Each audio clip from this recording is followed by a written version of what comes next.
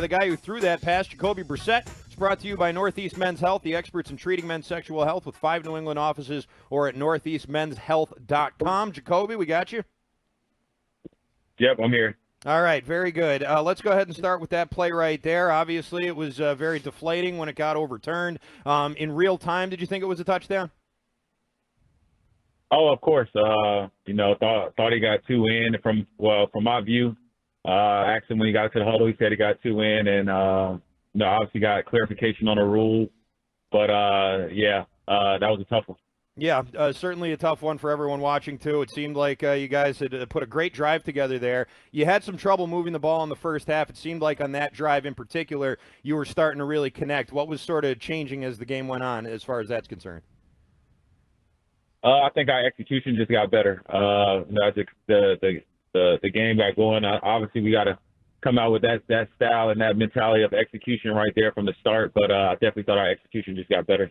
In terms of execution, what ended up being the final play of the game, the throw to Hunter, what was supposed to happen there? Is that just unfortunate? Did you think he had room for run after the catch? Just sort of take us through how that ended. Just an unfortunate end. And then we tried to throw it to the play was for somebody else underneath, and then the safety just drove it and obviously just had no other really options to go to, I think. And it's the last play, so just trying to give a ball up and see what happens, at the end of the game. When you saw Henry down there, and I think there was Douglas cutting across, you cut out a little bit there, but you said one of the safeties was pressing on him. Yeah, I mean the safety that's on that was hoping to stay back with Hunter. He was driving on Douglas, so it's a matter of not getting a chance to catch the ball, or at least giving another guy a chance to make a play. Jacoby, I know you don't appreciate this topic or these questions, but Gerard Mayo said this morning that your performance wasn't good enough. Do you expect to start this week, or do you have some question as to your status? Nope, I don't have any questions on that. Okay.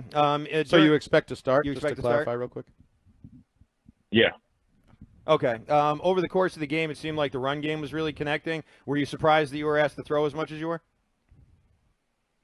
No, I mean, it was just a matter of, we can't run the ball every play, so trying to mix it in and stay, balanced as far as running pass and trying to get things going down the field and give guys opportunities. How much input do you have in terms of the offense with Alex Van Pelt, whether it be during the game or during the week in terms of game planning? You mean as far as like are the plays do I like or something like that? Yeah, things that you like, things that are maybe evolving or you guys are doing well. Do you have those discussions? Yeah, for sure. Obviously, and it's certain situations. Some plays we can't get to just because of the situation and the time in the game. But I think that's a part of the growth of this offense and the communication as far as getting better. And we have those conversations of things that I like and I don't like. But it's trying to expand upon those things and get better at that. On the topic of getting better, because Coach Mayo's been saying that a lot too. The season's about sort of looking at the film and trying to improve and getting better. Do you feel like you're getting better, and do you feel like the offense is getting better? Yeah, I think it's bright spots. I mean, I know you guys don't know the details of the plays and things like that, so it's kind of hard for the outside to see them when you don't get the results that you want. But we're a couple plays, a couple, I guess technique fundamentals or assignment things away from a lot of these plays turning out on the other side and us coming out on the other side of these games. So when you turn on the film, you will to string along some of these plays. Just a matter of time of us till those plays start happening. There's no crystal ball or things to tell you when they're going to hit, but it's just a matter of just finding ways to get better so that in those critical moments that when we need them to hit, that they do. Along those lines, you were behind your fifth different offensive line in 5 games. From the outside, it looked like maybe the guys did a pretty good job up front for portions of this game. You certainly were able to run the ball. It didn't seem like you were sacked quite as much. Do you feel like maybe there's some strides being made there with the offensive line, the guys in front of you?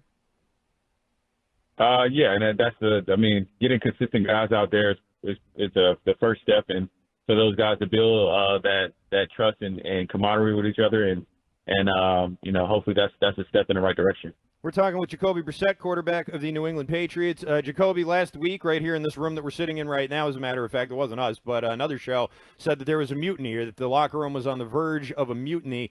Talked about guys sort of being upset with each other and general frustrations after that last loss. In terms of a mutiny, it didn't seem like you guys were throwing a mutiny against anybody there yesterday, but was it maybe, in the locker room, is that frustration starting to take on a different form maybe that someone who's not super familiar might look at and think, oh boy, this is worse than it looks? No, that's just terrible reporting. Okay, so would you call it just normal frustration after a tough game? Terrible reporting on somebody that has no idea what they're talking about. Okay. What is the mindset or mentality of the locker room of this team right now? You're 1-4. You can't run from that. The record is what it is. But where do you feel like you guys are emotionally and mentally right now? Obviously, I was coming off another tough loss, but we're getting into the thick of the season. Obviously, in the second quarter of this season, played one game and got another big game coming up this week. The mindset is to continue to get better. Like I said, it's only a matter of time for the ball to roll in our favor. I mean, it's the good thing around, you look around the league, is not a lot of teams that's pulling away. There's still a lot of season left in this thing, and and it's really just all about us, and that's what our focus is really on us, and continuing to get better each and every week, and putting our best foot forward on Sunday for us to come out with some wins. Along those lines, in terms of getting better, certainly yesterday was a sloppy football game for both teams, penalties, mistakes. And at one point regarding penalties and being undisciplined, Mark Sanchez alluded to the fact that he thought when he visited practice on Friday that he saw some signs of that. I'm just wondering, have you seen signs of the sloppiness and the penalties and the problems in practice, and are they jumping from the practice field to the game field? No, I don't watch the TV copies, but I don't know what he would be referring to. So I don't know how someone would come up with that assumption, which I've had a meeting with him afterwards. He never said anything about that, so I don't know what would have struck that comment from him. Okay. With a play like that play at the end of the game with Polk, that's a young receiver right there, someone that everyone's trying to bring along. There's a lot of rookies on the offense that you're working with. As sort of a senior player on the team, how do you go about picking a guy up after a tough play like that? Yeah, I mean, I think he's just got to take it as a learning experience. I mean, obviously he'll get better from it. He understands the margin of that this league is so slim, and the game of inches that we play in, and I'm sure he'll get another opportunity at that, and hopefully, where everybody's expecting him to make that play, and you can't be down on him. He gave himself a chance, so now it's just about, like I said, it's like you see the strides of us getting better. Now it's just about, in those critical moments, just focusing a little bit more and attention to detail a little bit more, and I'm sure he's going to make that play. You mentioned that you obviously have a working relationship with Alex Van Pelt. You guys even have a history together. He is running an offense, sort of solo for the first time this year. How have you seen him, I guess, maybe evolve as the season has gone on with that goal of his job and your offense getting better? Yeah, I think, understanding our personnel that we're working through, and trying to find ways for us to be put into better situations. I think he's doing a good job at it. I mean, like I say, like, people don't understand the details of plays, of how close we are on some of these plays, and I know that's a cliche that not a lot of people want to hear, but it's just finding ways for us to focus and in those tough situations and make those plays. I think that's the mindset. I think he's doing a good job of, when we go back and watch the film and explaining the details and showing us in those critical moments how locked in and how focused we need to be. And, I think he's doing a good job of that. During training camp, Gerard Mayo called Alex the head coach of the offense. He kind of clarified that this morning and talked about how Coach Mayo is involved with the offense, kind of splits his time. How much input do you get from Coach Mayo? What's his imprint on what you do as a quarterback and what this offense does week to week? Yeah, I mean, he's the head coach of the football team. At the end of the day, he has say over offense, defense, and special teams. With the end of the first half, it seems like this has been a bit of a pattern with you guys. Questionable clock management. What sort of went into the decisions to run the plays and sort of try and not take time off, I guess, the way you guys did at the end of the first half here? And is that something that you've emphasized during the week? Yeah, it's something that we obviously emphasize and we're working on and trying to get better at, and and have those conversations in a room like we did today, and trying to really understand the situation a little bit better and do better at those situations. Without giving away any state secrets here, obviously, how was today? Guys upbeat? Was it sort of another tough loss, or guys sort of down in the dumps here? How's that all going? Yeah, it's obviously another tough loss, but we go back and watch the film and you see the good, the bad, and you see how close we are on some of our bad plays, and I guess that's the most encouraging part, because guys are able to see how close we are from winning this game by 3 touchdowns or 4 touchdowns, but then you look at it and when you watch the bad plays, you understand why we lose. So I think that's the part where we're at, where it's the growth and the learning process right now, to where I know Gerard always harps on, progress, payoff, and those things. And we're just in the process of progress right now and trying to find ways to get better. And I think, going through the film and watching it, and guys understanding the details a little bit more and tightening the screws and to go forward. From that standpoint, you mentioned earlier the offensive line maybe being able to keep the same group of guys out there. You got Kendrick Bourne back at receiver. Even that drive late to the Polk would-be touchdown, it was like to Demario Douglas, to Polk. Do you feel a little bit of momentum there? Even maybe the numbers don't show it or the win-loss record show it. Do you feel a little bit of momentum there in the passing game?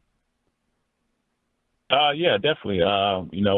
More guys are getting involved. It's another group that, hopefully you see more consistency as far as the guys out there, you know what I mean? And, and we still got to do a better job of getting more guys involved. I got to do a better job of getting more guys involved and just continue to get better.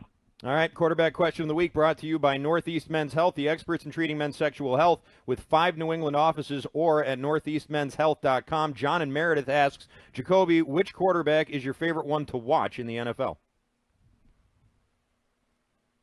I think I'm just a fan of the position, so I can't really point out one. I think I just love watching, good quarterback play and just watching guys week in and week out play at his position and trying to learn something from them.